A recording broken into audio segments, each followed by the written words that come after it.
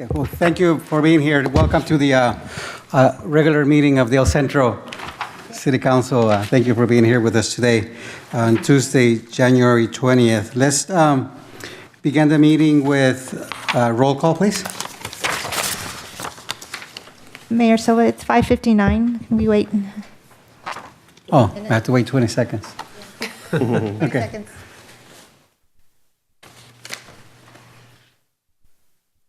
Is there a clock on this?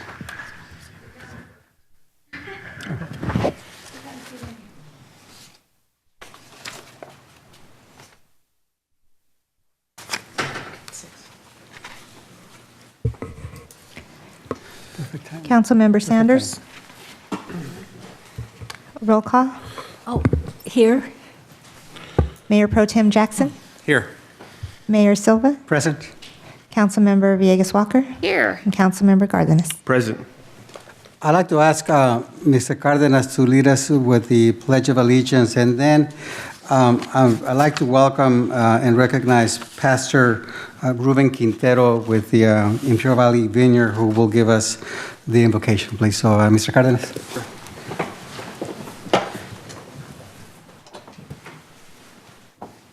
Ready? Begin. I pledge allegiance to the flag of the United States of America and to the republic for which it stands, one nation, under God, indivisible, with liberty and justice for all.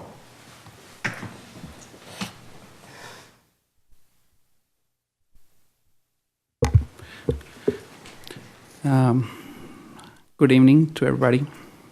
Let's pray. Señor, estamos aquí esta noche, Señor, porque hay asuntos que atender respecto a la ciudad. Quiero pedirte en esta noche que bendigas a cada persona que toma decisiones, a cada persona que propone, a cada persona, Señor, que tiene la facultad y el poder, Señor, para decidir respecto a las situaciones de la ciudad. Señor, tú eres el Dios de toda la tierra. Y de esta sección, de esta parte en la cual tú nos has puesto, oramos por la paz y la prosperidad para la ciudad del Centro. Señor, bendice a este concilio y a cada persona que está aquí, que hoy pueda ser guiada esta reunión por tu Espíritu Santo. Lo pedimos en el nombre de Jesús. Amén. Amén. Muchas gracias.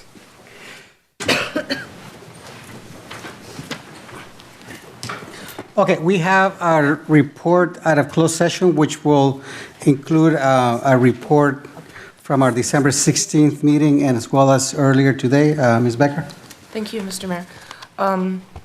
With respect to the December 16th closed session, council went back into closed session at 7:10 p.m. A report was given to the council on the other anticipated litigation items listed on the agenda, which was for information only with no direction or action to report. Council met with its labor relations negotiators, Ruben Duran and Terry Brownlee, concerning labor matters. Direction was given to staff with no final action to report, and closed session adjourned at 8:44 p.m. And for the closed session that took place today, on a motion by Councilmember Villegas Walker, second by Councilmember Jackson, the City Council met in closed session at 11:30 a.m. All council members were present, with Councilmembers Sanders arriving at 11:31. With regard to the pending litigation, City of El Centro versus Leonard Knights, and the case information is published on the agenda. A report was given to the council. Direction was given to staff with no final action to report. Community Development Department Director Norma Villacana participated in the report. Reports were given to council on 2 of the 3 anticipated litigations/significant exposure to litigation items for information only with no action to report. A report was given on the 3rd anticipated litigation/significant exposure item, and direction was given to staff. A report was given to council on the anticipated litigation/city to initiate litigation item. Direction was given to staff with no final action to report, and Community Development Department Director Norma Villacana participated in that report as well. Council met with its labor relations negotiators, Ruben Duran, City Manager, and Terry Brownlee, Human Resources Director, concerning labor matters, and there is an agreement with Teamsters Local 542 coming out of closed session for approval. Closed session concluded at 12:51 p.m., and that concludes my report. Thank you, Ms. Becker. Okay, let's move on to scheduled public comments. I am going to make an accommodation for a public member that has asked to speak following Dr. Figueroa's presentation, so we'll start with a presentation by Dr. Emilia Figueroa regarding the need for medical cannabis in Imperial Valley. Dr. Figueroa? Good evening, and thank you so much for allowing me to be here. Well, this is my second time that I came here with the same story, but it's because I believe in this. I've been for almost 30 years a drug treatment provider. And at the beginning of these years, I thought that marijuana was the open door for more drugs. And for years, I believed that. But, you know, things have changed, and my patients made to change my idea. I have patients with anxiety, with depression, with ADHD. They start using marijuana to reverse this problem. Then when I learned that cannabis has another use. So I wanted the opportunity to do this because I think that I can provide education. I'm treating these patients now, and I know that they have the medical card because the card is being issued for local doctors or for doctors who are coming from San Diego to issue the medical card, but they don't have the control of how much they're using. And they don't provide education. They just issue the card. And this is a challenge for me. I wanted to do that. I know what an addiction means. I work here for the community. I have 3 clinics open and provided drug treatment. And this is a component that I need to do. And this is my need, that to ask for the support for a medical cannabis well controlled. With, I can provide statistics to the city about these patients, progress, a dream. I've been in different places in Colorado and other cities where they have the dispensaries, but this is not what I'm dreaming of. I wanted to do my work, what I know what to do.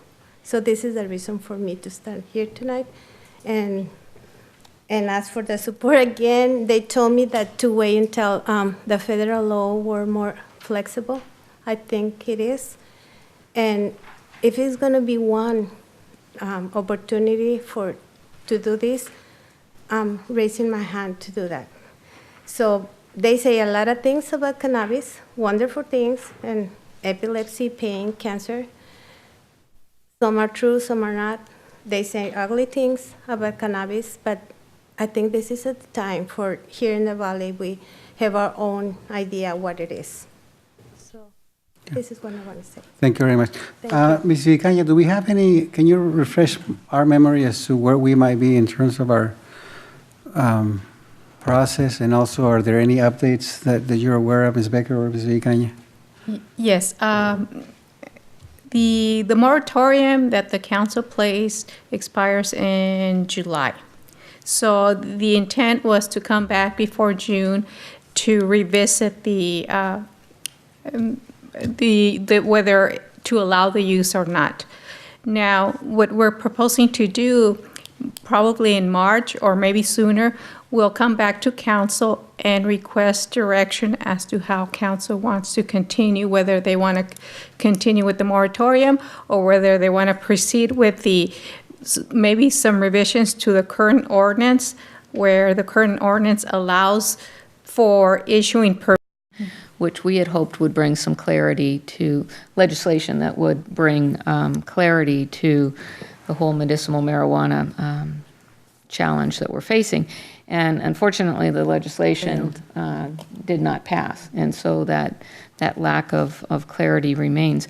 I've had the opportunity to meet with Dr. Figueroa on a couple of different occasions and have met few people as passionate about an issue as she is. And you could see from her CV that was provided to us, very well respected, lots of years of experience, being very successful in the treatment of all types of addictions.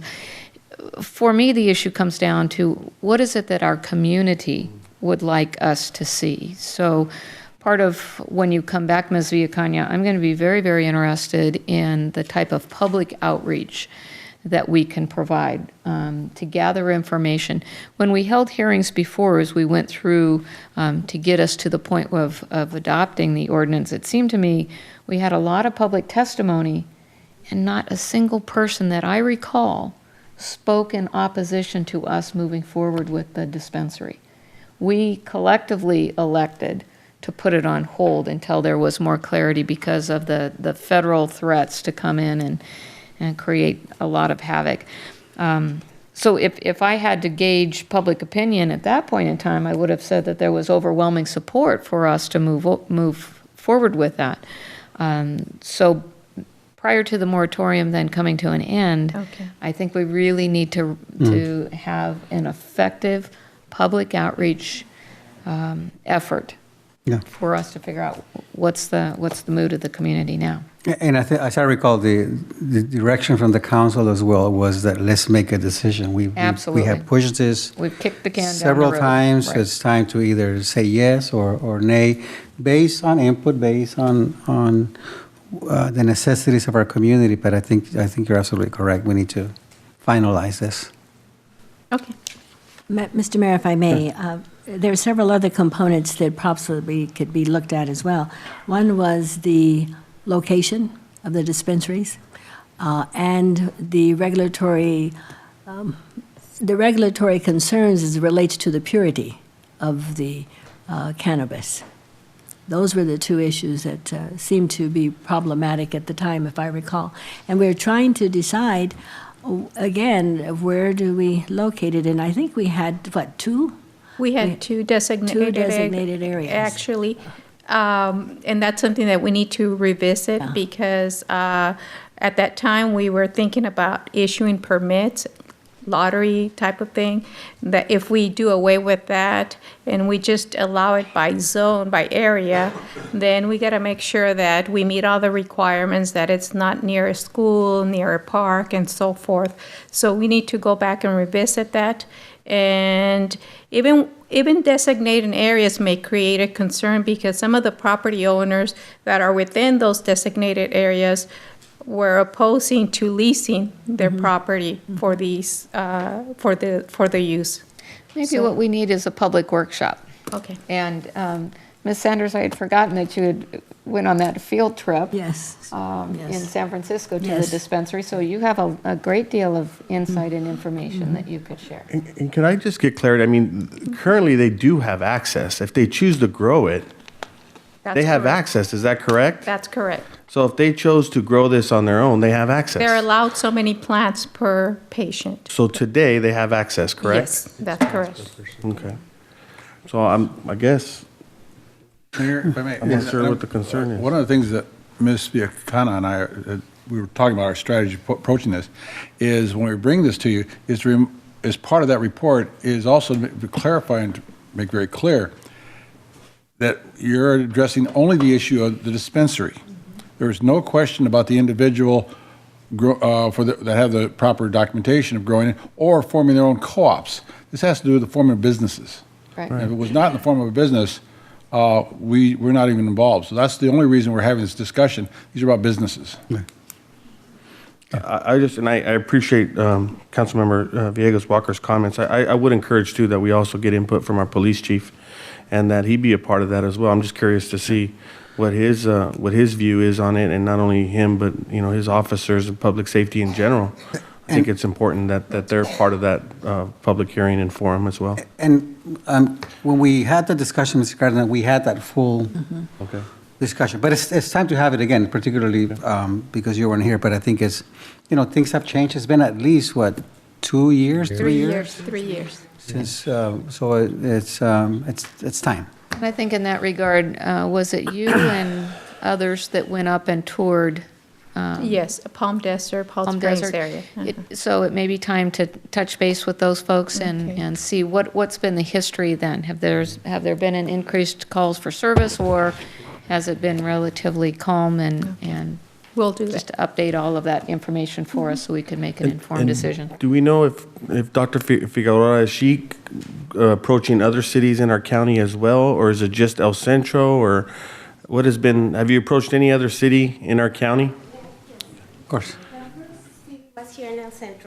Okay. And like Ms. Walker said, there were other people that wanted to do it. So at the end, they disappeared. They decided not to. But I'm here because I'm located here in El Centro. I have the clinic here. I live here. And I know most of the people here that are receiving the cannabis, and there's no legal places, and there's no control. That's why I wanted to do that, because most of the people that I have come from here in El Centro. Could I ask your opinion of something? Would you feel it's appropriate to prescribe cannabis to children? Well, I was in Colorado the last year in November in a medical meeting in regard that, and I don't recall the name of the doctor, but I can provide it to you. That he's providing scientific support for epilepsy and all the movement, the seizures, and the exit of cannabis, the success of cannabis, and this. And well, I had no experience in that. My experience is in drug treatment and people who has psychological effects and for long-term of using. But I start believing that maybe is another use and very possible. And just in terms of the dispensary, do you believe that they have a role in prevention? I know that, well, it's unbelieved that cannabis can be highly addictive and Yes. it can be abused. What role do you think the dispensary should take in terms of prevention? I visit 14 in Colorado, and actually I tried to access some kind of information for the Charlotte's Web cannabis. I was not able to do that. But I don't see any of the dispensaries providing education. That's why I wanted to do it. And this is for me the difference that maybe we can, in this little town, forgetting town, I feel that way, that we can change and we can show that this is a different way to go and have a dispensary providing education. The people who also already taken the drug but can modify the way they taking the drug, they need education. Then go and see me. They show me the cards, and that's why I know there's a different way to go in this.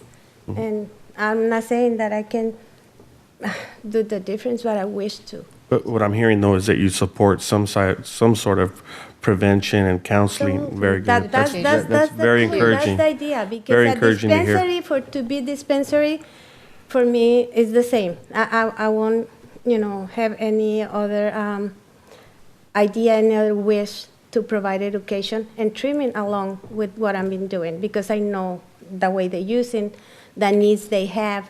And sometimes they're tired, believe me. They're tired of using, and with treatment make difference, with education make the difference, like in everything. Thank you so much. Thank you very much, Dr. Figueroa. Ms. Vicaña, can you please make sure that Dr. Figueroa knows of the upcoming meeting and any information that she can provide to us? I'm going to go ahead and allow Joan Villarreal to come to the podium and also wants to make some comments related to the same topic. Good evening, Mayor, fellow City Council members. It's good to see you again. For those that don't know me, I'm the medical marijuana advocate here for the last 5 years here in El Centro, California. My name is Joanne Villarreal. I'm not here in regard to say there's a need, there's cancer patients. I'm not here to go over that. I came in here years ago. I brought in police officers with their medical cards. I brought in doctors that you needed to speak to in regards to this. I brought in every professional that you needed to come in and answer any questions. You had questions regards to medical things with doctors. We brought it in. With all the trips I did to City Council, you developed a task force. That task force went ahead, went to Palm Springs. We're like, hey, and I'm for it. I was all for this the whole time. Never back down. I've been at all these City Council meetings. Mr. Silva at one point, at one meeting, asked me what I was doing here, because I was here for a meeting that had nothing to do with medical marijuana. I was just here as a concerned citizen of El Centro.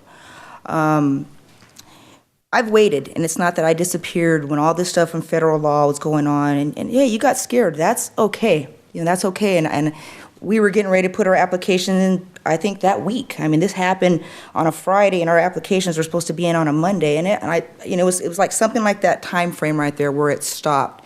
And it wasn't that Well, you guys said, oh, we didn't, oh my God, no, we wanted to fight you. You said, hey, we want to put a moratorium to stop this because you didn't really know what was going on. And instead of me and my fellow members of our community fighting you, we were like, okay, we'll go ahead and do this with you and go with a moratorium. And every city is allowed to do 3 moratoriums. And this is our 4th, and which would be the 5th, which really won't even qualify as a moratorium. We were just kind of being patient till June or July because we were obeying the law and kind of doing what you guys wanted us to do. But we've been patient, and during this time, Colorado's gone legal, Washington's gone legal. In 2016, it's going to be on a vote in California. And if you don't have your collectives here already established, because we're not going to open a dispensary, we're opening a collective. A dispensary and a collective are 2 different things. A dispensary, we're there to make money. You're just dispensing, you're selling weed like a dealer. A collective, and that's what you visited in Palm Springs, is among patient to patient. So, we're getting our meds, our cannabis from a fellow patient. We're not getting it from Joe down the street. It's a safe place for these patients to get their medicine. And that's where we're at. I'm ready to the point where, Dr. Figueroa came in here and said, all right, she wants to kind of bring this in. This was my door to come back in here, introduce myself, and come back and say, look, it's time. The moratorium, you can't do 2 or 3 more of them because there's only 3 that you can do with this kind of issue. We've done 3. And in those moratoriums, you're going to need to extend it to 2 years or 3 years. You have to extend it during those times to make sure it's in that time frame right there. And we're already past that. So what I'm asking is, by the time July comes, that we already have some ordinance. We don't need to go in there and figure out whether ordinances. We did all the paperwork. We did the legwork. I came in here. I brought the experts. You asked me any question, any expert. I brought everybody in here. We've had one of our biggest turnouts ever. We brought everyone in here, and they answered your questions. You wanted to know safety-wise. I brought experts. I brought you statistics on police reports where we're safer than a bank. You wanted to know what it was like with the regulations. When the doctor gives these cards out, like you were asking, it's not anything to do with the collective in regards to, what a doctor does with that patient. Our job is we don't have, when you have a collective, in California, you have to be 18 and older to come in. In other states, it's 21 and up. They don't allow children to go into a dispensary so you can know we're a collective. It's against the law.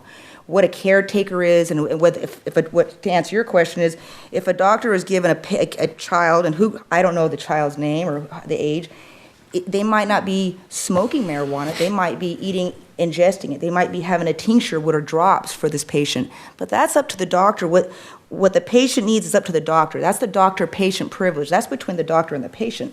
A collective is there to give these patients their medicines. And what a collective does, and see, we have the experience, we deal with indicas, hybrids, sativas, and in these flowers, there's CBDs, there's THCs, there's different levels of potencies that help these patients. So when you go into a collective, we give you a lot of knowledge because we go in there and say, look, I have PTSD, I can't sleep, or I want to keep something so I can keep going. So, you want to work during the day, you're going to do this. So they call a bud tender, they're going to offer you a sativa because a sativa is going to let you get that up go and you're going to be able to do your work during the day. Your back's really hurting you a lot and you don't, like you have patients taking Oxycontins and oxycodone. You can ingest, you can take a pill, you can have an edible that has high CBDs in it, and the CBD will give you the relaxing agents that you do the same thing as taking a narcotic. The difference between medical marijuana and narcotics is there's no side effect from medical marijuana. I'm not here to Thank you, I just want to get something open right here to do a collective now, and we're waiting. I never went away. I just followed your guys' wish to be patient and wait.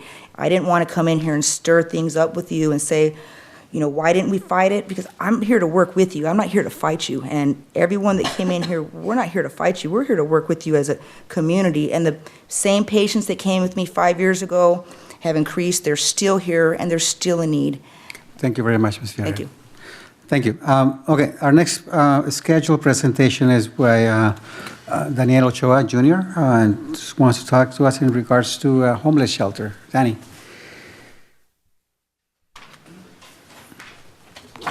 Thank you, Mayor. Thank you, City Council. The reason I was brought upon, this was back in January when the freezing cold came in the valley.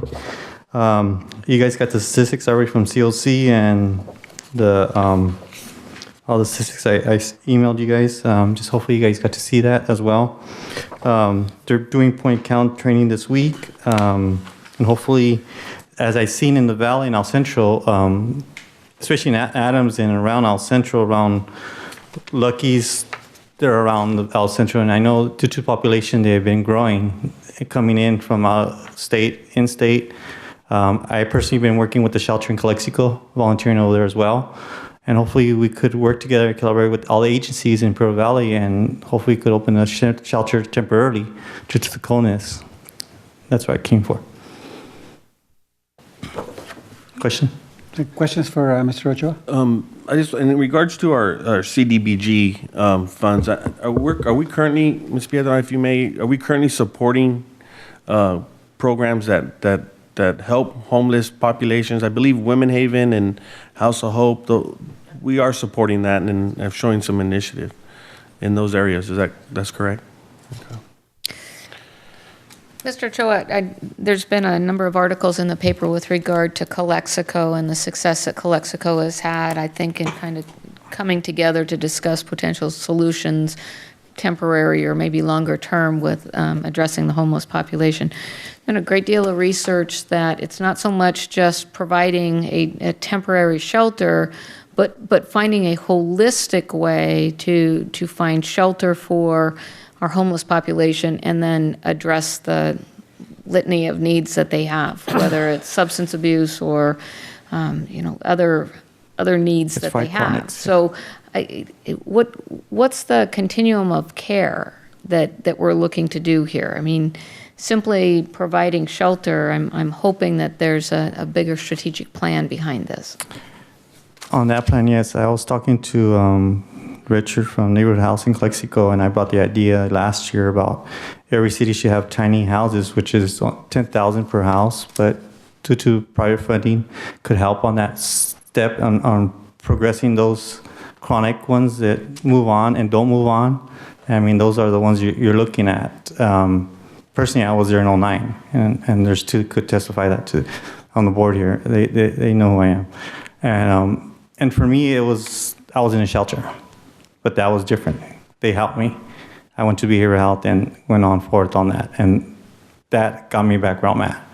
But on those people, I've spoken to them as well. I've spoken to veterans that are here on Adams, and they don't want to go to San Diego to Veterans Village. And at San Diego, they're going to help them as well with the agencies over there, and they're going to bring them back home. But in the Valley, I was talking to Behavioral Health earlier before I came in here, and she said, we're here to help you. Behavioral Health, all these agencies, but if we could work with temporarily and then have agencies there as well to remodelize them, and hopefully Section 8 housing, HUD housing, CDBG as well, CLC. I mean, if we all could work together and make that happen and make those transitions, that would be awesome for them to help as well. Well, do we have still in place a county-wide task force on homelessness? We do. I'm on the board as well on that. Okay, and who is the city's representative? Liz. Okay. Okay. Could we ask that there be a presentation at an upcoming city council meeting specific to the city's support for the task force on homelessness?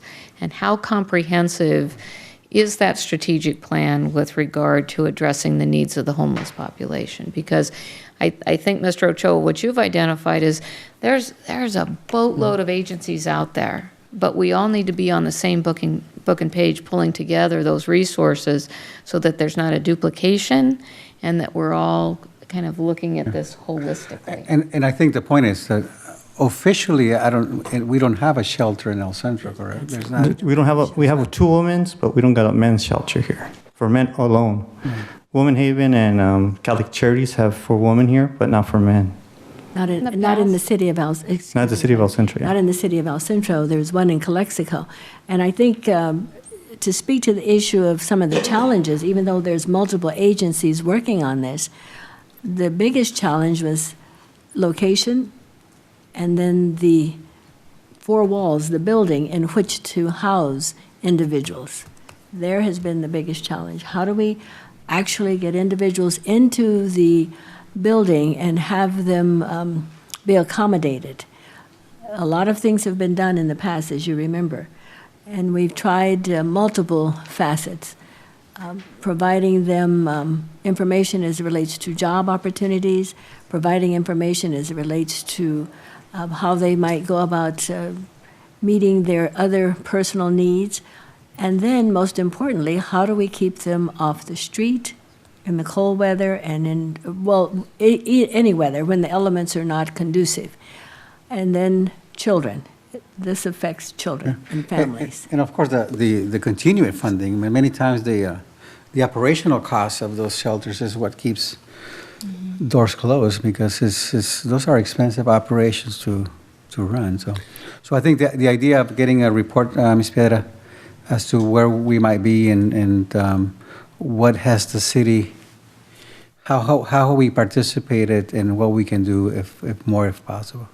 Mr. Jackson? Mr. Cruz, just, and maybe if you could check, Marcella, I thought Salvation Army had just recently opened a men's shelter, because I think there was some work over on 4th Street where they had developed a small shelter. Danny, do you know anything about that? I haven't seen. I called Jerry that week. I was getting ready to meet with everybody, and he didn't call me back. I know so far, talking to Behavioral Health today, they shut down the cleaning where they used to be in Salvation Army. They just get their food. They used to get showers there, but they shut the showers off already at Salvation Army. And we used to go there as outreaching. Agencies would go there every other week to outreach to them and give them the information, here's a resource, here's your help. But so far, he shut that down. But I don't know about him opening a shelter. I'll call Jerry back on that as well. Okay. The facility that was opened up the end of last year was not for a homeless shelter. Wasn't a shelter? It wasn't for a homeless shelter. It was a community room where individuals can come in as a respite and spend in the summer like a cool zone, and in the winter they could stay, but it was not necessarily designed for a shelter. And some of the issues that Salvation Army faced had to do with the behavior of some of the residents. They were not always wanting to conform to some of the rules. For example, no smoking when you're in the facility, and that was not something some of them could conform to.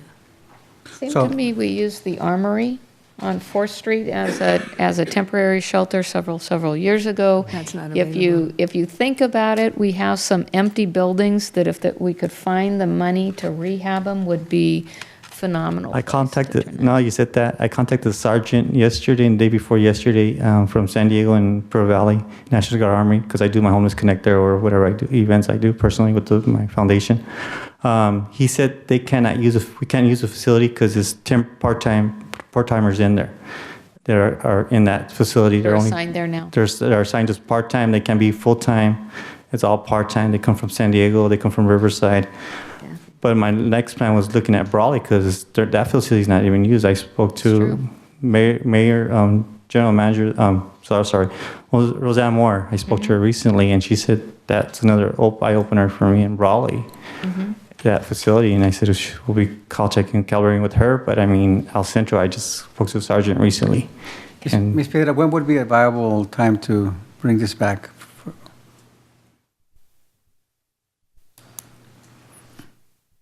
Well, in a brief conversation that I had with Daniel, I told him that it's worth exploring. As Daniel pointed out, we've had an opportunity to participate in various homeless events, particularly the one that was held there at the Armory. And the way that building is set up, if we could look and explore at the possibility of staffing it, I realize that he's indicating that it's part-time individuals that are there. But if he's willing to work with us to try to see if there is a way of opening that up, it has, showers in there. The facility is it has pretty good space. In terms of looking at existing facilities, I think that would be a great location. Personally, I would like to have some time to maybe outreach to Salvation Army and some of these other groups to see what we can do collectively. We are part of the continuum of care. That's what we are called as now, as part of the homeless effort to look at different resources, and you have all the agencies that are touching these people's lives. And so I would like some time to, explore this option along with Daniel. So I would suggest that maybe the second meeting in February, I come back and look at what maybe resources, we can specifically point to here in El Centro. Thank That'd you. be Mr. awesome. Tax? Yeah, Marcelo, this might be a question for you or possibly even our city attorney. I guess one of my questions, and I know this has been in the paper and people have talked about it, is the liability that's transferred to the city in these instances when we go out and do services that maybe we're not normally equipped to do, as opposed to helping fund an agency that has expertise and has the ability to do that maybe more efficiently or properly. And I know that that's a concern in Calexico because they've kind of undertaken that as a city project, and it seems that any and all liability that may come from anything that may happen in that situation would fall on the city, as opposed to, in essence, subcontracting that out to a Salvation Army, a Catholic Charities or such. In your experience, or have you had any experience with looking into that part of this equation? And maybe our city attorney could chime in too. Basically, and as you know, every year through the CDBG, we provide funding to agencies whose mission is to provide those type of services. Because we do realize that as staff, we're not equipped with that expertise, and you want to make sure that you work with agencies that are. And so what we try to do is we try to look at agencies such as Women Haven, Catholic Charities. I realize that we do have maybe limited resources in terms of housing for men that are homeless, and so we do recognize that. But I think as a county, we recognize that. So obviously for us, it's best that we work with agencies that have the ability and are equipped to provide direct services. Our support would be basically funding, which is what we have been doing through subrecipient agreements to these various agencies and help them in that manner.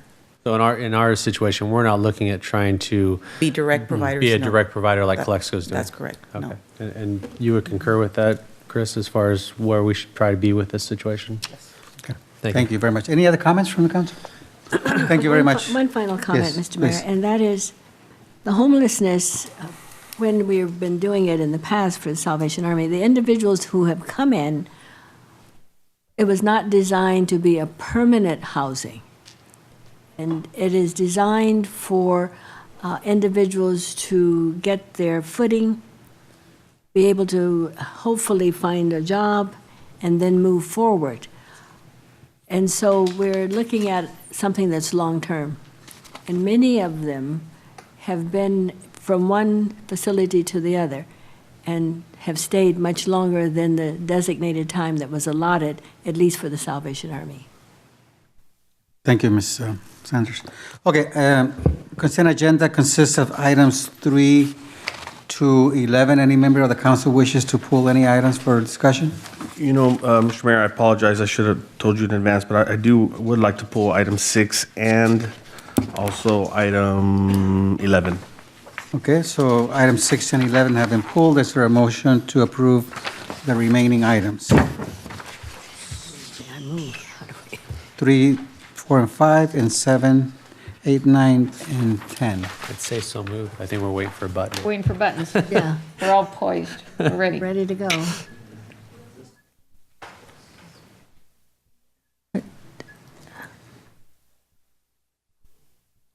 Okay, the mover. Okay, so moved by Walker, second by Jackson. Please ballot.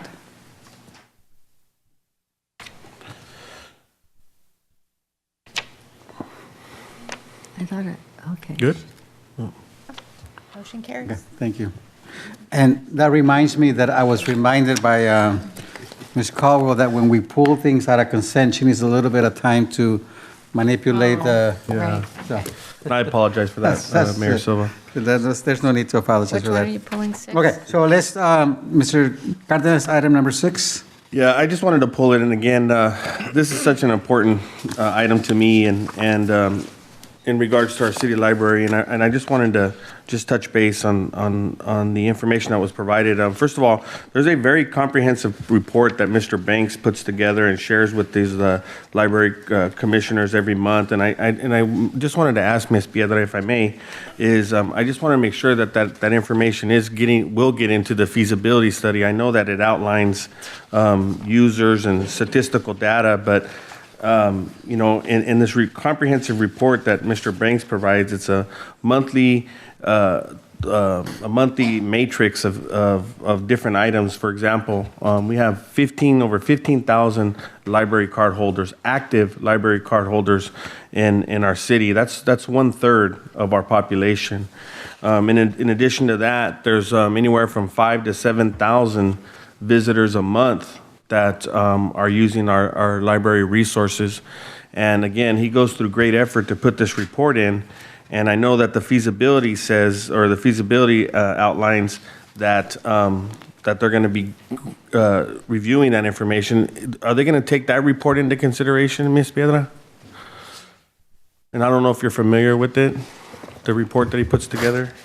Yes, and actually, Mr. Banks is obviously providing input. He provided input on the draft RFQ that's presented before you.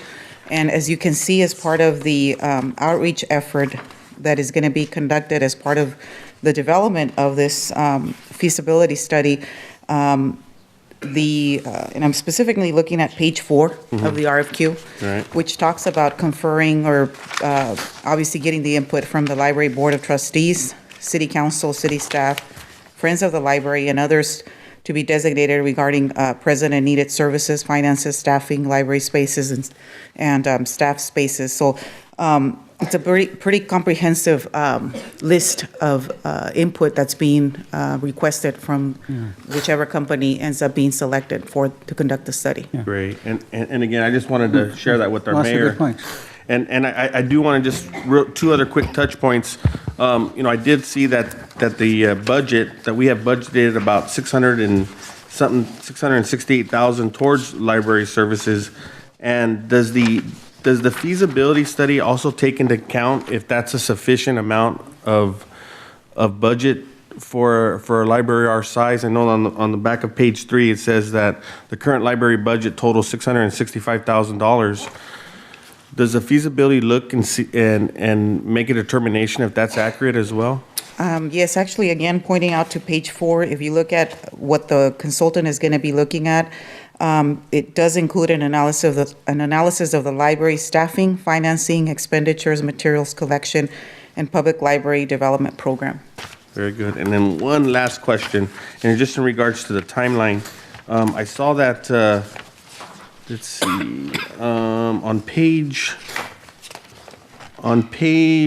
7, it said that the project completion date was August 17th, 2015. But on page... Yes, it needs to be corrected. Yeah, September. which is the project completion date? We anticipate September. So September, it's about a 90-day 2015. process. That's correct. So it's September 14th? Yes. All right. So we'll Very revisit those dates. And I think it's important to recognize that the feasibility study will be looking at the needs of our library, not just now, but Yeah. into the future, yeah. That's correct. Thank you. Well, with that, Mr. Mayor, I'd move to Hit it. a mover. All right. And I'll be a shaker. It's been moved by Mr. Cardenas, second by Ms. Walker. Please ballot.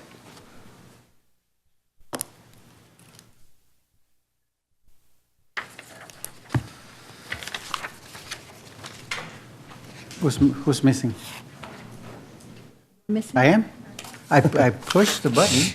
Sometimes it doesn't take it. That's funny. Who's missing? All right, item number 11. 11, Mr. Cardenas. Thanks again, Mr. Mayor, and again, I do apologize for No not need to letting you know in apologize, advance. please. But I do want to just share this memorandum of understanding, and a couple of reasons why is, number one, Deborah Harold, who's here in the audience, I really appreciate her effort in putting this together on short notice.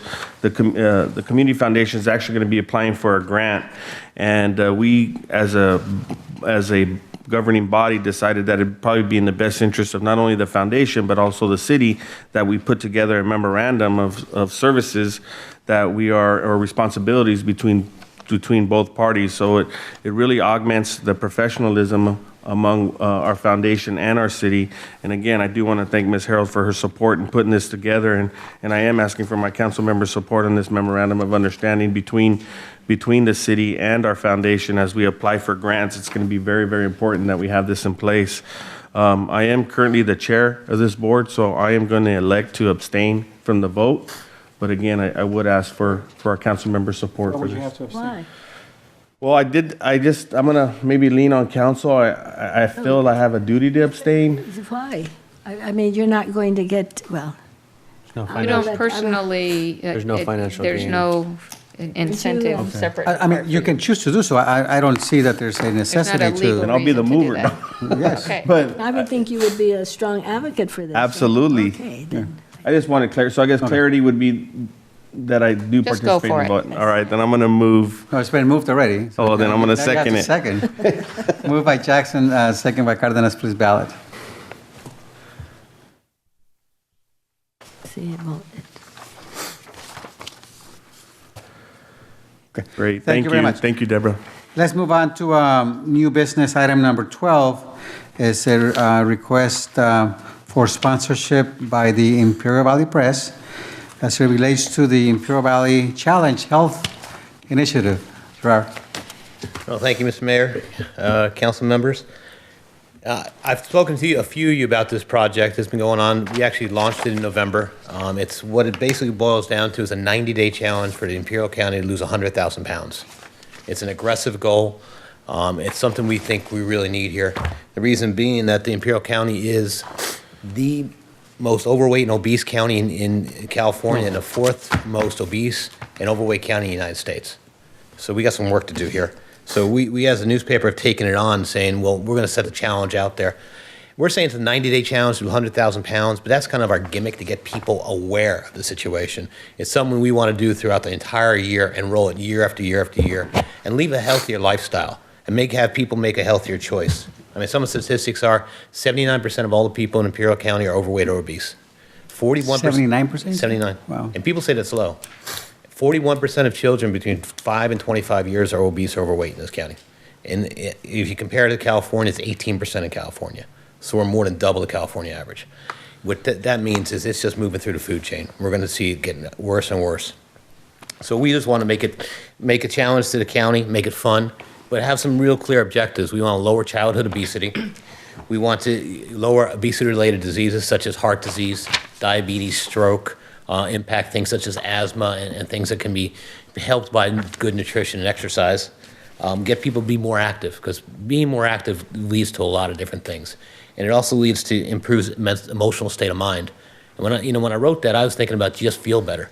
But I'm talking to Michael Horn at the Behavioral Health Sciences. He says nutrition and diet and exercise can actually lower your effects of psychosis, bipolar disorder, things like that. They can lower medicines that people are taking and the side effects of those medicines as well. So it's a really powerful, powerful thing. And just change people's attitudes towards exercise, diet, and nutrition. And I'm not saying it's starvation diet. I'm not saying you got to lose 100 pounds in each person in 90 days. It's making the wise choices, making the healthy choices. And in the paper, what we're doing is we're putting that information out there. We're making challenges. I'll make a challenge. My challenge is 19 pounds. I'm 5 pounds there already, so I got another 14. Wonderful. Congratulations, yeah. But, and all our sponsors are putting challenges out there today. I just met with Dale Johnson at Sun Community, and what he's going to do is get his entire company involved. Every single week, anybody who attends a healthy event, be it exercise, diet, or anything else, gets thrown into a sweepstakes to win a $15 or $20 gift card from Starbucks. Just bringing it up, just making people think about it all the time. In the paper, we're going to have all kinds of information about the exercise meetups. I don't know if you've seen lately, we changed the front cover of the paper. On the left-hand rail, it's just event after event after event. Jogging meetups, baby, mommy and baby me, things like that. Just getting people out there understanding what's happening. And then tie this into the events that are currently out there. The Tour de Manure, the 310 to Yuma, working with the child day fair, things like that, and bringing a little more activity in there. I met with somebody today about a half marathon out at Sunbeam Lake, and I said, how many people do you expect? He goes, you never know in this county. They always sign up late, and then half of them don't show up anyway. And we want these events to be huge, not 20 or 30 people showing up at a half marathon, hundreds of people. So we're leveraging events that are currently out there. We throw in our own events. We had our launch event last weekend at the mall, and people walked the mall. They did exercise. We had Joe's Powerhouse Gym out there with a bouncy boot camp for kids. We had a lot of really neat things going on. So we're going to just keep with that healthy attitude in the paper all year round. Like I said, we say 90 days. I think people need what's called a SMART goal: specific, measurable, and time-bound. But we want it to be all time around. We do this all online too.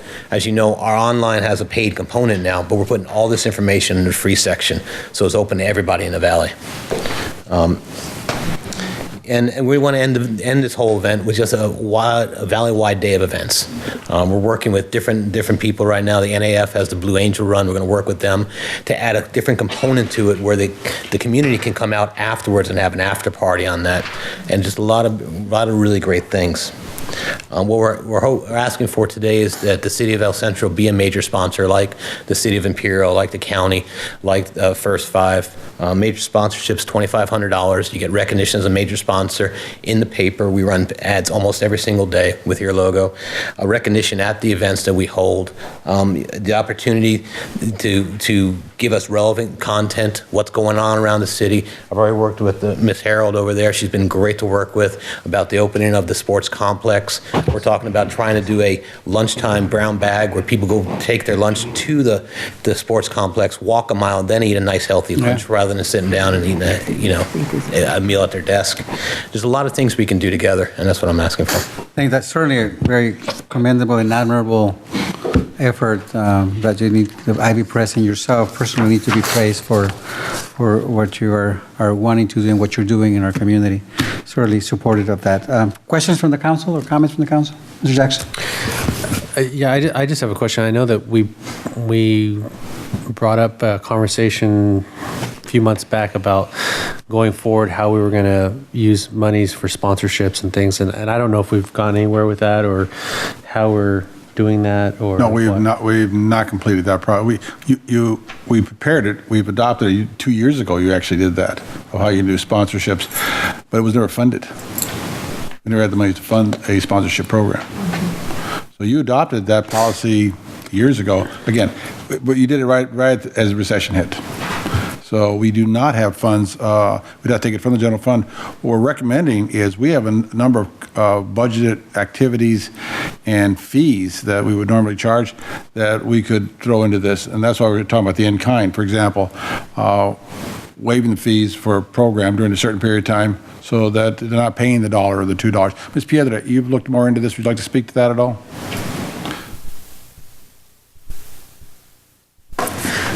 Yes, we actually, staff has had meetings, obviously, with Mr. Delaney, and we've had a follow-up meeting, as a matter of fact, with Peggy Dale, which is a member there, employee of Imperial Valley Press, and really excited to be able to partner with the Ivy Press on this. Obviously, for us, it's critical as a city that we try to promote, healthier choices in our city.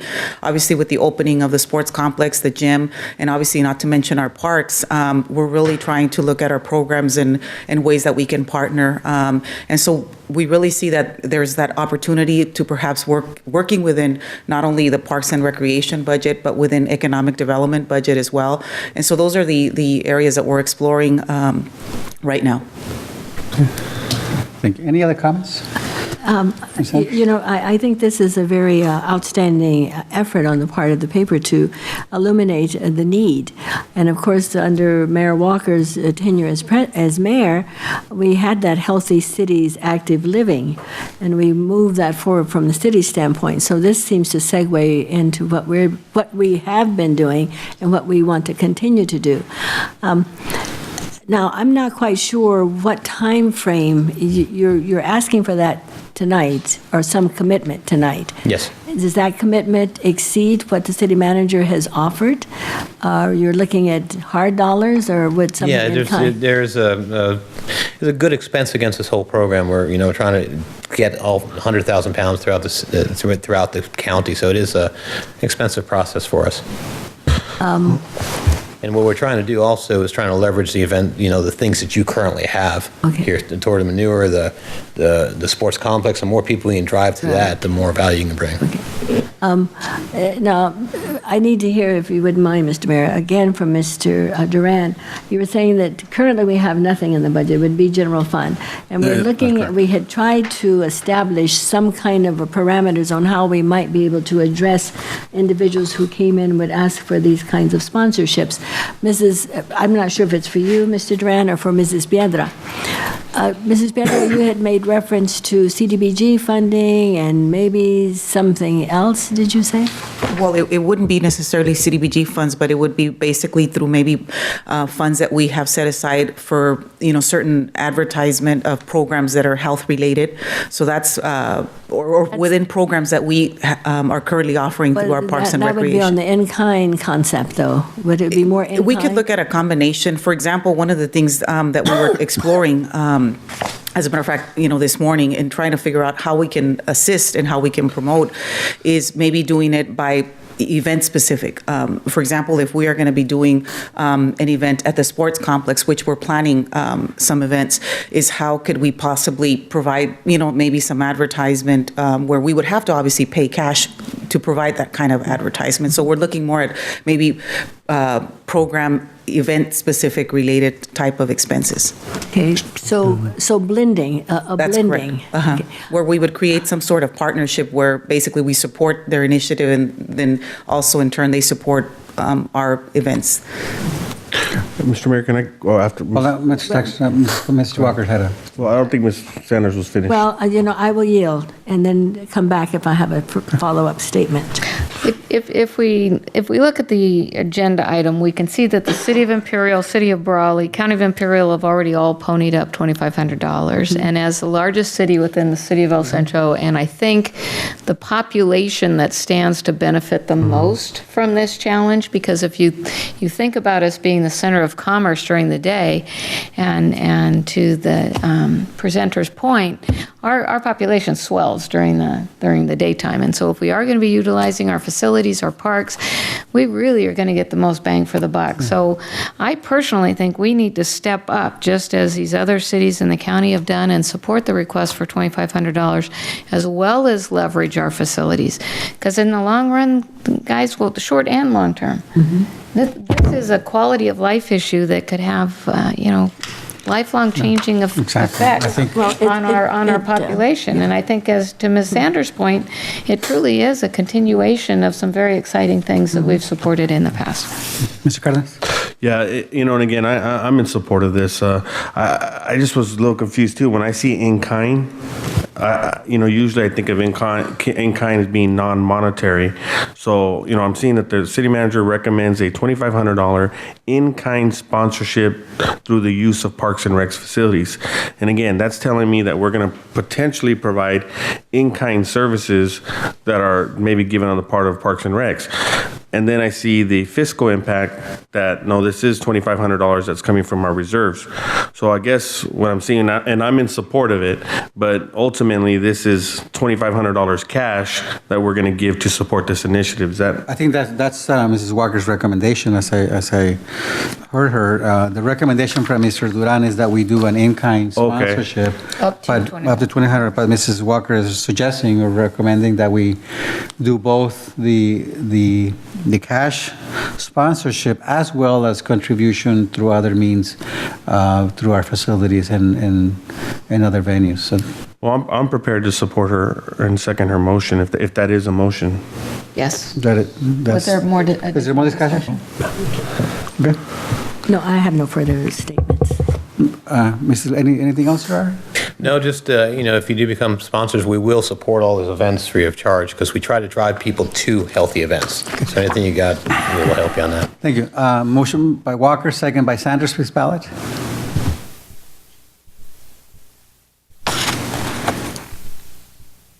Motion passes 5-0. Thank you. Well, thank you very much. Thank you very much. Hey, good luck on that other 14 pounds. When would that have to? So we don't have to participate. What date are you looking for that check? We'll process with the actual Okay, let's go on to item number 3. $500 out of the general fund. Okay. I'm sorry, 13, discussion and necessary action regarding the MOU between the County of Imperial and the cities of Raleigh, Calexico, Calipatria, El Centro, Holtville, Imperial, and Westmoreland to perform an assessment regarding a potential countywide tax measure to fund the goals of the Regional Animal Control and Stakeholder Group. Presentation by Mr. Duran. Yes, what you have before you is the results, is the next step in the Animal Control and Shelter Task Force work. And what they've arrived at after doing the study several years ago with Animal Arts, they now need to look at the source of funding for such a facility. And what was determined is it is likely it's going to have to be some sort of assessment or tax. But to determine the viability of that, it was recommended that, as we did with the Measure D, is to do an assessment of the likely voters in the county and determine, is there support for that? And this process would be the first step in this. And if it comes back where it seems feasible, well, then it'd go to the next step, which would be taking it to, as we did with Measure D, taking it to all of the cities and the county for bringing it on to a ballot in 2016, I believe. Is that correct, Ms. Walker? If I could add just a little bit of color commentary. You know, when you get together a group that's committed to animal issues, whether it be sheltering or animal control or animal welfare, you know, we're all very passionate about, you know, and so we all think that, of course, people will support a tax measure. And then you look around and you figure that maybe you guys aren't right. Maybe there are other needs and priorities, and yet all you're hearing is your own voices supporting this. And so we thought, before we continue to commit time and resources, because we are spending a great deal of time coming up with a strategy and a plan and adopting uniform ordinances and all the rest, maybe we better just do a check and make sure that the rest of the county feels the same way we do. And so what we want to do is, before we get too much farther down the road, we want to like we did with Measure D, would in fact the community support a sales tax add of X amount to build a regional animal shelter and move us forward to a collective solution? This is a clarification. Since this report was written, one city did take a vote. It was Westmoreland. It's a very small amount, but they did vote not to participate. But they're also the same organization who did not vote to participate in the overall one because they just don't have the capacity for dealing with this. And they haven't been attending the meetings. No. So I mean, this is a problem, a big problem for the county, and I think it's a problem that needs resolution and as in a comprehensive basis. But is this the answer, or isn't there enough desire and investment between individual cities to come up with a reasonable solution absent a countywide tax assessment? No. No? I mean, we saw the Westmoreland. It's been difficult for us to encourage Calexico to attend on a full-time basis. Brawley, with the loss of the beef plant and just the impacts on their general fund of the utility tax, loss of dollars and things like that, folks are struggling. And I think, if may I continue with that, Mayor and Council Member, because you were part of that commission task force we served together. It is not even ground out there. For example, several of the cities, such as Calexico and El Centro, have temporary facilities. Brawley does not, Imperial does not, Holtville does not. So we're all operating at different levels of service. And so coming down to, well, how do you pay for it? Is it an $11 million facility? That's not a bake sale project. That's a bond. That's a lot of money. And the only way bondholders raise that kind of money in any kind of time that's going to be worthwhile for this discussion is through a new revenue source. And I think that's why it's worth it. Spend some time before asking lots of elected bodies to commit to something that has the likelihood of succeeding. What kind of level of specifics are there now? Do we know how much of a tax increase we're looking at, the length of time? Do we know those parameters yet? I think that we've identified them pretty close. The recommendation to do the survey actually came from the same consulting firm that supported the Measure D initiative. And, it's just a way to gauge the public's support among a lot of different competing priorities. I did speak to, if I continue I did speak to Ms. Robin Hodgkins, excuse me, and asked her if there's a city out there, a significant amount, that is unable to participate, what is our alternative plan? The alternative plan is we would shrink the contract and the work would fit inside whatever funds that are raised. County is committed to this. We're bringing this to you. We're the two big players in this. But just so you know, is that like those $600 from Westmoreland will shrink the contract scope of work to fit within the amount of monies raised to get the information we need. Clearly, we wind up with a bigger problem. It's almost as big as we are, Yeah. contribution-wise. Pardon? Calexico is We've not heard from them yet. And Brawley too, right? Mr. Mayor, can I ask a not question? as much, but it's very significant. Yes.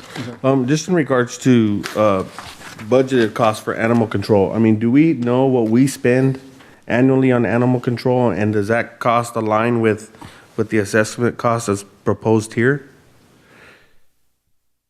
I do not have those numbers in front of me. I'm looking to the chief and our finance director. I mean, just Bob, I don't mean to put anybody on the spot or anything. But is that, no, because for example, we have 2 animal control officers. The county has 2 animal control officers. Brawley does not have an animal control officer. This is based upon population only. This is the same allocation method that was used to assess for the animal arts, the major feasibility study. And they used this, we as a task force said, let's use the same allocation plan that we used to do the first study that told us this is what you need. And now we want to take this next step. So we could divide this a lot of ways. What we would wind up is actually, if we used it by the amount expended, we'd have a larger amount. If we used it by the number of animals not collected, we'd have a smaller amount, because we've been very effective at bringing animals in. The Humane Society has talked about, for example, is while several organizations are having cat population problems, we are not. And their president talked to me about that, and it's because of the enforcement of the police department. Yeah. So I want to give you a number of ways to measure. It just moves the money back and forth. But I think that we went back to the original allocation plan. Hey, Mr. Duran, are you under the impression then that, and maybe this may be a follow-up question to Ms. Walker too, do you believe that the county can do this more efficiently than we could as a city?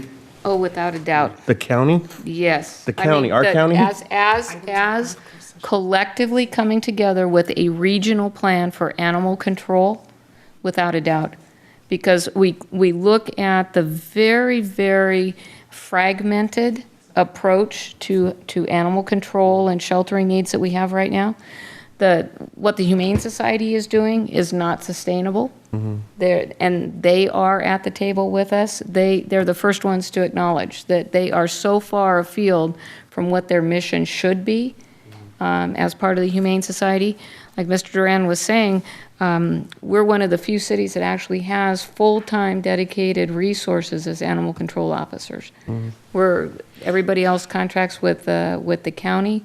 We have our own facility for animals.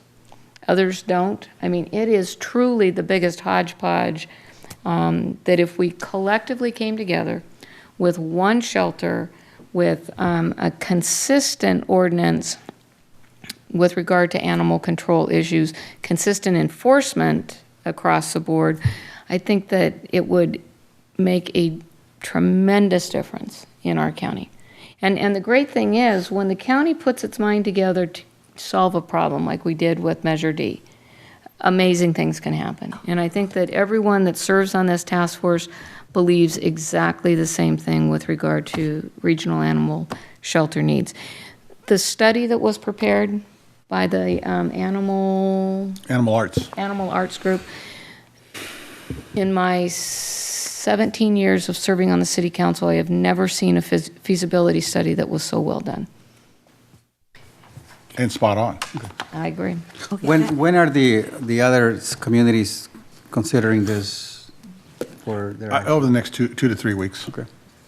Okay, so any additional comments, Mr. Sanders? Well, this is an action, I'm sorry, I'm sorry, Council. Is it an action item? I will, Sorry. Thank you, Mr. Mayor. In looking at this, it says it's a county-wide tax measure.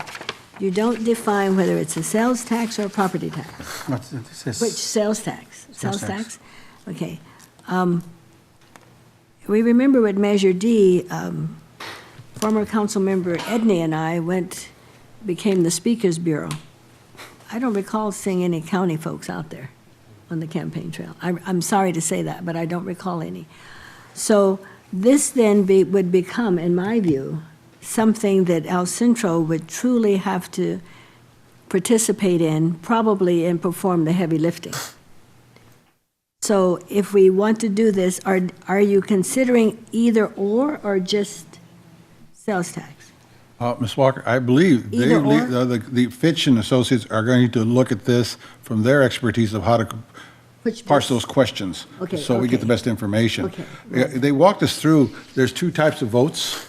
One where it's specific and requires 2/3 vote, or the one that's a general tax only requires majority, and those are going to be part of the questionnaire. So the company that handled the Measure D and gave us that assessment is the same company that we're proposing to do this work. We think we're going to get a feel for what the population is going to. The county has taken the lead with regard to scheduling the meetings and the subcommittee meetings. On this issue. On this issue. They've all been held at the county Public Health Department. And the county is the lead on this contract. Let me get Mr. Cardenas and then Mr. Jackson. I'm okay. Thank you, Mayor. Yeah, my own question. I don't have necessarily a problem with this as much as, I guess, questions about, I think, Cheryl, you're saying that there might be some uncertainty about Brawley's financial situation, and if they can participate in this. We don't know about the commitment from Calexico. I guess my general question is if we take action today and we say, yes, we're in, and we're approving a little over $13,000 funding from our general fund, what happens? And I know you're saying that the survey gets condensed, but let's say Brawley and Calexico, which is 2/3 of the funding. I would recommend, Mr. Jackson, that we take action to approve funding. And if it turns out that we're the only ones with the county, I don't think that's going to happen, because I think collectively we have commitment to move forward with this piece of it. We come back and we revisit. I think we asked Mr. Duran to just put it back on our agenda. If we're going to float the boat on our own, then we really need to come back and revisit. Okay, I'm okay with that. Any other comments? Okay, we're ready to ballot? Does the original resolution need to be modified to state that, or is the existing verbiage accurate to what Ms. or Councilmember Walker just mentioned?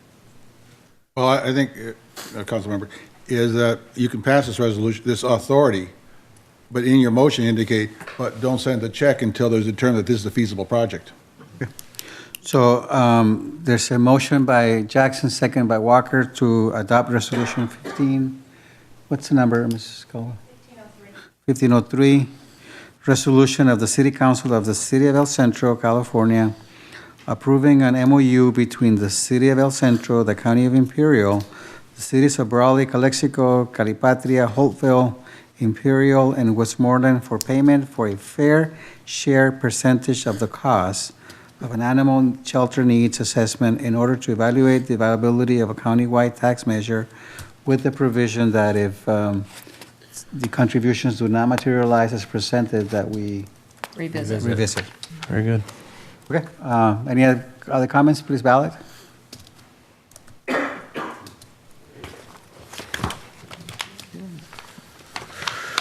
Okay, motion passes 5-0.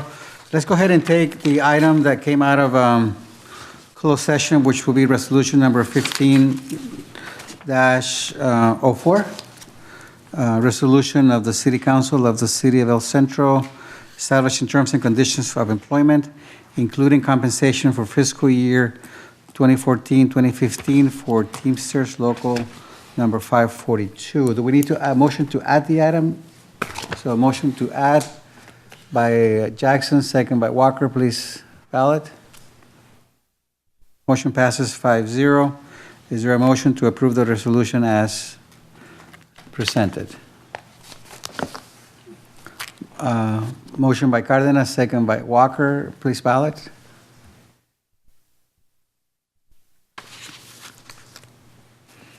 Motion passes 5-0. Okay, let's go on to, there's nothing for the successor agency to the redevelopment agency, nothing for the successor housing agency. Oh, thank you. Okay, still nothing for the successor housing agency. Item 14 are the appointments for the 15 year, and I have to thank the council because you made my job in life very easy, and that I really didn't have to change many things. So most of the appointments that we have will remain the same with a couple of minor changes, but obviously our SCAG representative, our upcoming president for SCAG will remain Ms. Walker. Our LAFCO appointment will be Mr. Jackson. Our area agency and agency, Ms. Sanders. The ICTC, I'm also proposing to leave as we have it with Sanders and Walker as the alternate. The CJPI, same. With the Board of Trustees for the hospital, I am recommending that Ms. Sanders and I spoke to her earlier in the week, that we swap seats so that Ms. Sanders will become the voting member for the council on the hospital board, and I will become the ex-official member. The Air Pollution Control Board to remain as is, the Airport Advisory Committee as the same, as well as the Film Commission. Chamber of Commerce with Mr. Jackson being the Mayor Pro Tem becomes our representative, with myself as the alternate. United Way to remain the same, the Mexicali Liaison to remain the same. I am making a change on the Citizen Advisory Committee for Centinela State Prison. I'd like to appoint Mr. Cardenas to be the representative, with Mr. Jackson remaining as the alternate. Do we need to take action on the task force, or is that enough? Those are just. That's enough? The task force will remain the same? Yes. Mr. Mayor, I do have clarification I need on the air pollution control. Mm-hmm. The representative is the Mayor Pro Tem. Okay. So, Okay, very well. Thank you. I'm wondering, with regard to the task force, because the joint land use study has now been finalized, and I think that Ms. Villacana, your department has actually taken over moving the recommendations forward, if perhaps the work of the policy group could be considered completed. Done. Any others that we can deem completed? Community enhancement, no. Animal control, obviously, no. City charter task force? We have an item coming up in about a year on. It's now, I thought. On the district is next year. Okay. We just did the district. Yes, but I thought we were, what do we do, every 5 years for the, it's every 5 for the salary adjustment? That's every 5? Oh, that's, I thought that was. we need to go back and look at it. So I'd recommend you leave the charter task force in place. Okay, very well. Ms., I don't think I've read this before. Ms. Caldwell, please notify the city clerk if you receive a stipend or compensation while serving on a board. yes. Mayor, if the city attorney did point out that the Friends of Community Service Foundation Board, well, we don't need it, well, We don't need it as as an appointed task force. It's an ad hoc committee. It's actually, they're a separate nonprofit organization. Entity, That will be okay. selecting. So that needs to be removed? I think that's complete because they're Completed? now formed. Okay. Sorry, can you? Friends of the Community Service. They'll be selecting their president. And am I correct, Mr. Cardenas? Yes, sir. Thank you. Okay, very well. Does that require a motion? I think And clarification on the chamber as well, that the mayor pro tem will Right. be. Right, correct. No, I just needed to clarify Does that, that with does that them. require a motion? No, Ms. Gist, Well, and the did he say area agency on aging, that's a league appointment? That's a league appointment. So when we go to their division meeting, I'm sorry, Ms. Sanders, so, area agency on aging is Uh-huh. a league appointment, so when we go to the division meeting, we would be making that Okay. recommendation. when is that expired? Do we have an expiration date? I think it expired, I thought it was a 2-year appointment. Ms. Scott, can you look into the expiration dates for those that are applicable? Okay, so that's my recommendation. Is there a motion to adopt the appointments? Motion by Jackson, second by Walker. Please ballot.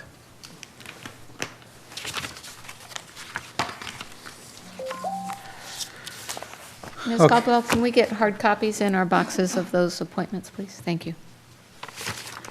Okay, let's go ahead and, Could I just bring council's attention to item number 15? There's been a number of emails that have been sent to the city with regard to Commercial Avenue streetlight upgrade. And I just want to thank staff for being incredibly responsive. Mr. Hagan and Mr. Duran, you guys have done an amazing job of addressing the issues with this particular individual. And I just wanted to thank you for that. Thank you. thank you very much. That item, as well as addressing other similar areas, are going to be on the agenda tomorrow for the Enhancement Committee. All righty, so public comments, the council welcomes your input. At this time, members of the public may address the city council on matters not listed or on the posted agenda. I do have a request by Mr. Morales to speak to the council, so He's left. he's, okay. Anybody else wishes to address the council? Okay, let's go ahead and combine task force reports with council members' reports. Ms. Sanders, anything to report? Yes, thank you, Mr. Mayor. Just wanted to know that as the representative for the League on Area Agency on Aging, I'd like to report that the Area Agency on Aging had its 10th annual Senior Appreciation Day. It was held at the Casa de Mañana building. There were approximately 430 seniors there. The theme was the Roaring Twenties, and I must admit some of those individuals still got it. But we had several types of entertainment. We had an Elvis impersonator who did You Ain't Nothing But a Hound Dog in My Blue Suede Shoes. We had an impersonator of Frank Sinatra that did I'm Doing It My Way. And so I thought that was excellent. I even brought a program because you'd have to, and all of a sudden I can't locate it here. The second thing I'd like to report on is the prison task force. The prison now, in an effort to stem the tide of illegal drugs coming into the facility, are going to be doing scanning. And they will be scanning not only their staff, but also visitors. So I think Mr. Cardenas might well be aware, when you go through the check gate, you must show your driver's license, and when you come out, you show your driver's license and lift your trunk so they can see that you don't have anything in there. So the meeting starts at 9 a.m., and they meet the second Tuesday of every month, and the meeting starts at 9 a.m. out at Sentinel State Prison. Thank you. Thank you, Ms. That Sanders. completes- Mr. Jackson? Yes, Mr. Mayor. Just a couple things. So attended the pancake breakfast, the Snowbird Welcome Back breakfast put on by the chamber. Great event. Thank you to our fire chief and city staff that helped provide our the facility for that at our fire station number 3.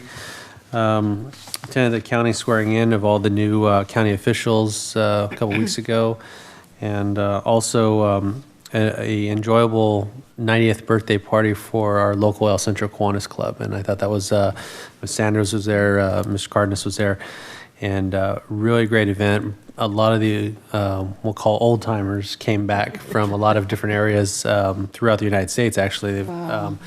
And our KXO Carol Buckley did a kind of a Q&A with a lot of the old members, and some of the old stories were very enjoyable, and so that was a lot of fun, and looking forward to our Stay of the City tomorrow with our mayor and our chamber president. Thank you. Pass this on to Ms. Walker? so he can see what.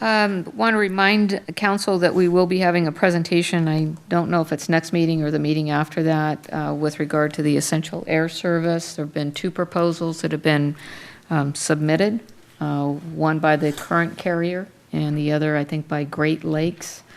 The 2 proposals are pretty different. Great Lakes is proposing round trips between here and LAX. And I think that it's going to be interesting for us to evaluate those proposals and then decide whether or not we are going to actively support one or the other. From a destination perspective, is there, when you fly a lot to? From a destination perspective, I really, really like the San Diego connection, and I really like the Burbank connection, both of those. And now with the extension of the service into the Central Valley by Seaport and also to San Felipe, and plans to extend, we hope, to Ensenada. You have to remember that the essential air service is subject to discontinuation if we cannot keep our enplanements up to an average of 10. My concern is if we change carriers again after such a short period of time, that those enplanements are going to drop, and next time we go to file a waiver with the DOT, if we need to, they're going to say, no, No more. you're done. And so unless there's just something radically different in the proposals, I've sent them both off to SCAG staff, the aviation folks, to give us an evaluation and recommendation. Tell me, may I ask a question? What prompted the, was it time to do? Yes, Oh, it's every, time. I believe Okay. it's every 2 years. It's time, Yeah. okay.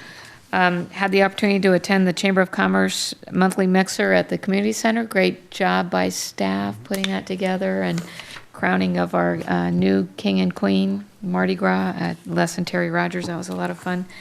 And do we have a head count for the League of California Cities dinner? As of right now, total of 50. 50 people. 50. Awesome. We're waiting for Calexico. Tomorrow, they're going to call in their number. Wow. Wow. Good job. So Wow. anybody I think wants they're all coming to see me. I think so. Anybody want to carpool to Brawley up and back, send me an email or call, and maybe I can fit 3 people, 4 people if they're a little tinier. Thank you, Ms. Walker. Mr. Cardenas? Yeah, just real quick, Mayor, I also attend the pancake breakfast. Great job to our fire chief. Station 3 was just sharp, and it's amazing to see those snowbirds were lined up at 8 a.m. A free breakfast. Yeah, but we did a great job to Rotary and Kiwanis. Also attended the 90th year. A little bit of trivia for you. Miss Councilmember Sanders was the first female president for Kiwanis. And I don't know what year that was, Miss Sanders? I beg That you your were the pardon? first female president for the Kiwanis Club? Yes. What year? Yes. Was that 1980? I think it was. Now, why 80-something. would you ask that question? Because I'm A sorry. couple I years can't- ago, Alex, just a couple years It's ago. almost about 15 years ago. Yeah, first female president of the Kiwanis Club. I didn't know that. Pretty amazing. Also attended both the presentation on behalf of our mayor, the proclamation to our judges. The city of El Centro did a phenomenal job. I want to thank Ms. Becker, but the families were very excited when we presented a Judge Yeager Day and a Judge Donnelly Day. It was just huge, and I appreciate our mayor, our city attorney in making that happen. And, I just want to thank our first responders, our public safety, that security threat at the Central Union High School. My daughter's a junior there, and I just can't tell you how appreciative I am for your guys' response. It was just incredible, and a class act, and how to appropriately respond to such a dangerous threat. And you guys just did a great job, and I'm just so pleased to to be a part of this community. And I want to thank both of you, both of our chief and their staff, for their job well done in responding to that. Finally got to see also American Sniper. Also very proud to be an El Centro resident. I can't believe that movie was filmed in El Centro. Just huge, and a great movie. And man, I'm just so excited about our city. But thank you. Thank you, Ms. Cardenas. Just a few things. I did present a number of proclamations since our last meeting to the outgoing judges, Yeager and Donnelly, and also to some young men that became Eagle Scouts. We're very happy to be there for that. I attended the Chamber Mixer where Terry Rogers and Les Rogers were anointed our king and queen for our Mardi Gras celebration. That was very nice. Look forward to your presence tomorrow, and I don't know about It's going to capacity-wise, but it's going to be standing room only. but So don't screw up. yeah. So Don't embarrass us. moral to the story: if you want a seat, get here early. No, the council has seats reserved, yes, but I'm talking to the audience. Kind of city related, not specifically, but you know, there's three alumni of the Dancing with the Stars gala that again provides scholarship to high school students, and over the years, I think we're getting close to $100,000 of scholarship funds that we've awarded So cool. over the years, and I'd like to announce that we'll be adding another member of the city staff to be one of our stars dancers for 2015, and that's our city attorney. Chris Becker. Will be. Sure, I'm a star, but I'll do it. Wow. Oh my goodness. The other people that have confirmed, also some close competition by our county council, Mike Rood. Oh, my goodness. Will be participating. This ought to be interesting. This ought to be interesting then. It's the dance of the attorney. Betty Tucker from the Kiwanis Club will be participating, as well as, I don't know if she has her PhD, but Maria Rivas, the superintendent of Calexico School District, is participating, as well as Justin Lufton, our NASCAR driver from Westmoreland, will be participating as well. So that's May 1st, so save the date. We all got to go out and cheer for. We got to go cheer for our city attorney, and I think you will hear from Cheryl and Jason. All of us that have done it. That is not only rewarding, but just a lot of fun. So. Well, no, I think I described it as like one of the most stress-inducing things that I've ever done in my life, but it's really rewarding once you get to the other side. Once you're done. Over. Once it's over. But no, it's a lot of fun. Okay, so thank you very much. We are adjourned, and hope to see you guys tomorrow. Tomorrow morning. Great job, guys. 12 hours from now.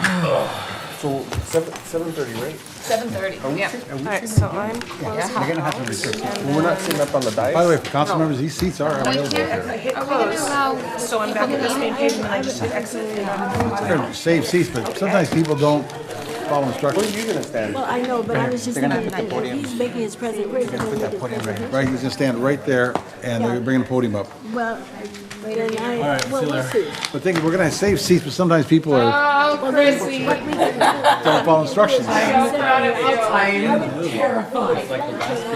Well, I have the seats down here. Yeah, they put, it looks like, Some members said that they're gonna stay.